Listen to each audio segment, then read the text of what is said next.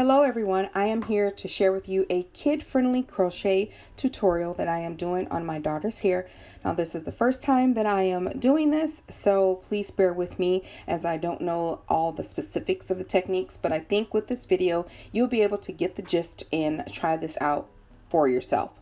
The first thing that I've done is wash, condition, and blow dry the hair a little bit to make it easier for me to braid. I am not the best at braiding, but here we go anyway. So you want to be able to part the hair into a few sections to separate it. You're going to do three sections, one on the left, one on the right, and one in the back. And then you're going to part a middle section. Now this will help to be able to do the top bun or the top up back down type hairstyle. So I'm just creating a tiny little rectangle roll that's going to extend from ear to ear, and I'm going to put that in a tiny little ponytail so that it can be separated while I am corn rolling the front of the hair.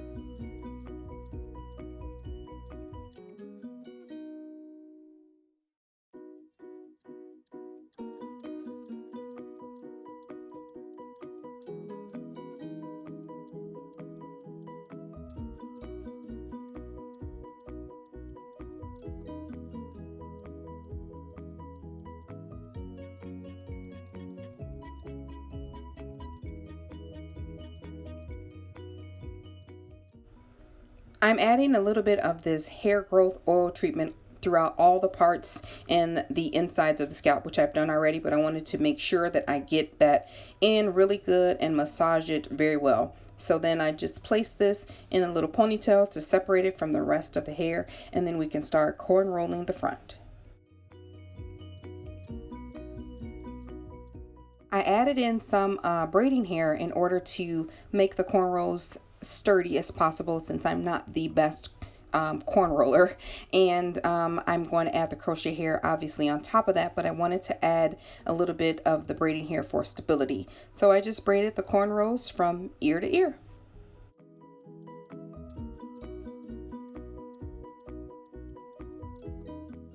So now it's time to incorporate that extra row of hair that we separated, and I've already done the left side, so I've shortened the cornrow, the extra braiding hair that I did, to make sure that the French braid is as flat as it can be. So now I'm going to French braid the ends of the cornrows from the front of the hair that we just completed and incorporate that into that row that we separated into one large French braid, and that will help to separate the top from the back, and you just crochet on top of that.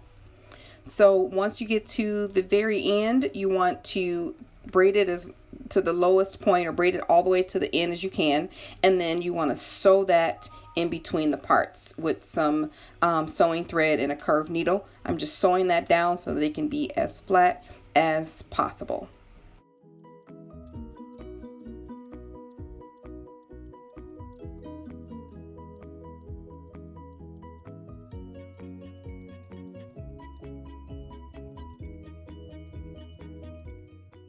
So this is what it should look like when it's done. I separated the left and the right side, braided those braids over there, and then switched to the other side and braided that side and stitched it up. So now it's just time to do the back. I just do straight vertical braids from the whole half in the back, all the way from the top to the bottom. And then you will see later I connect them at the end and do the same thing with sewing them up so that they can be tacked down as much as possible. I don't add any braiding hair to this one. There won't be a lot of pull, so her braiding her regular hair was just fine.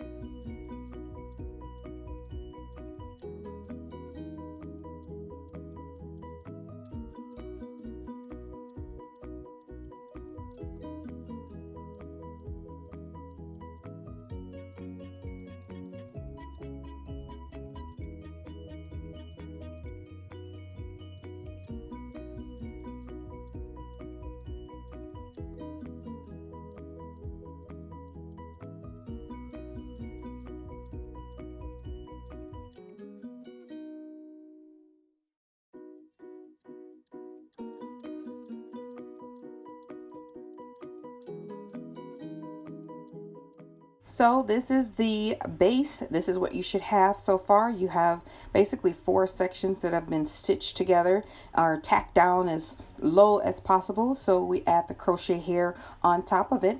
You have the cornrows in the front, and then you have the rows of cornrows in the back. So now it's time to add the hair. I'm using Molly braiding hair, and it's the color number 2, and this is what it looks like. It is the best hair for me for her hair texture. It looks super natural, and it's very texturized, if I could say that one more time, and I love how it looks. So you guys know how to crochet. You just take your crochet hook, you put it through the braid, and you pull, attach the hair, close the latch, pull it through, and loop it in between to seal that. So this is what it looks like, and I'm just showing you how clean the seam is. I love it. Her up down hairstyle, her hairdos look fantastic. So that's what it looked like. And I end up using 2 bags hair because I cut the hair in half on most of the spaces, and then left it lengthwise at the top so that the ponytail would be nice and full, and it'll stretch to the length of the back. So I'm just showing you here what it looks like. I am eventually going to cut all of this down, but I just wanted to give you an idea what it looks like when it's all complete. I don't go close to those edges because we're working on those edges, so I pushed it back a little bit, but feel free to take some of the hair and put it closer to the edge. And what I'm doing is just showing you another way before we curl it of how you can use this hair without even doing the hot water method. You can just put it in a little bun, and it's really, really cute. I really like how this looked before I started to use the water on it.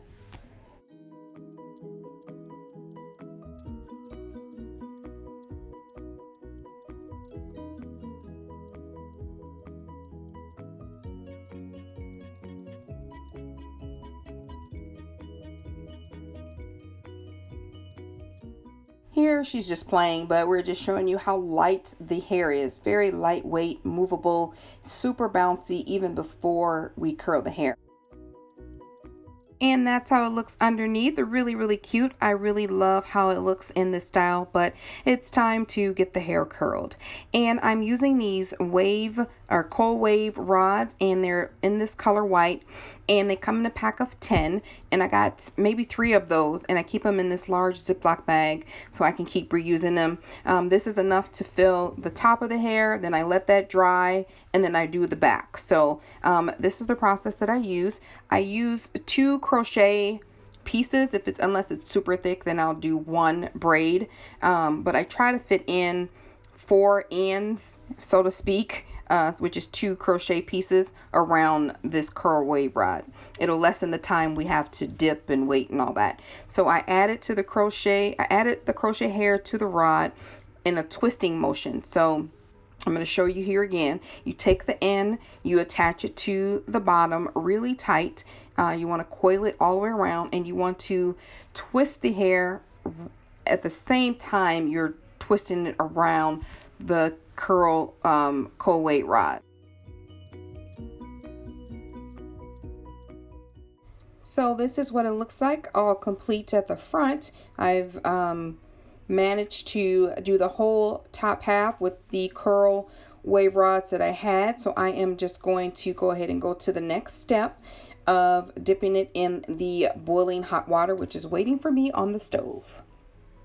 So you want to make sure you get the hot water in a mug, because you're going to be holding it for 30 seconds each time you dip. You want to have something protective around your child's or your client's hair, and then you want to have another towel to be able to hold or drain that hair once it comes out of the hot water from the mug.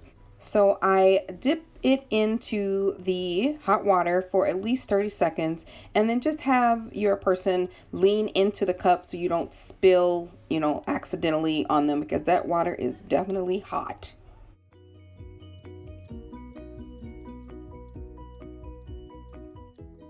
So quickly grabbing your extra towel that you had on the side, soak in that extra hot water, and then let it go to air dry. I usually try to take a hair binder to separate all the hair pieces that I've dipped so that I don't keep continuing to dip each one 2 and 3 times, which I have done because they dry really quickly. So they're all air dried as much as I could get it. I have added some of this hairspray, this oil sheen, the Isoplus hairspray, and I'm going to add the sheen onto her hair, and then I'm going to rub it, massage it in so that it soaks in a little bit and start to take out the curls.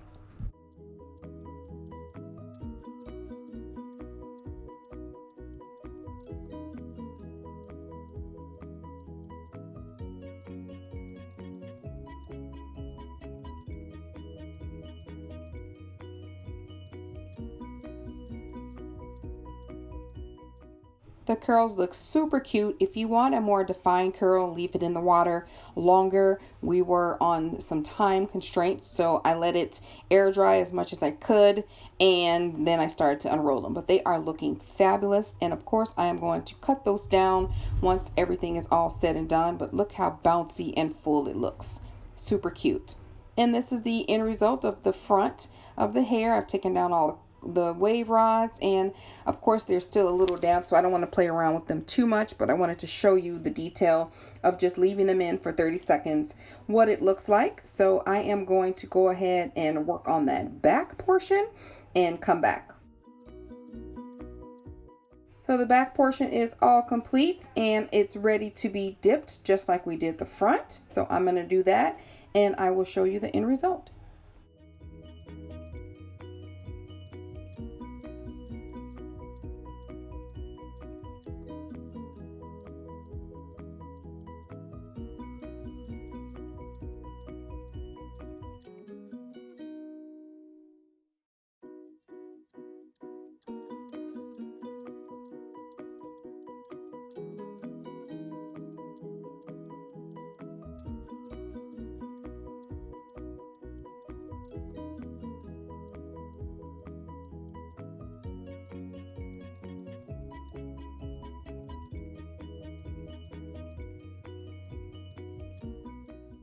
Aren't those locks lovely? They are so cute. If I could see the back of my head, I would do them to myself.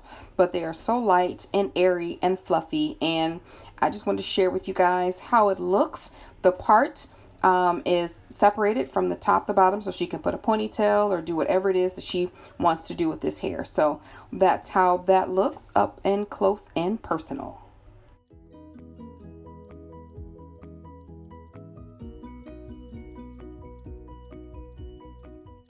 So I had to do this. This was super cute. She was moving around while I was getting some other things prepared, and I had to put this in here. She's just playing around with it, and she absolutely loves it. This is a must-do hairstyle for the summer. That was the front, and this is the back. Definitely something to do if you don't like doing hair every day. So that's it, guys. I do hope you're able to take something from this and do this style on your own. And like I said, it's definitely a must do. You can have this up, you can have this down, put it in a ponytail. You can have a headband, throw a little flower in there. It's a pretty versatile hairstyle and it lasts for quite a long time. So this is definitely our go-to summer style. Please like this video and let me know what you think, and feel free to leave any positive comments down below. Everyone else will be deleted. All right, thank you guys so much for watching. Bye.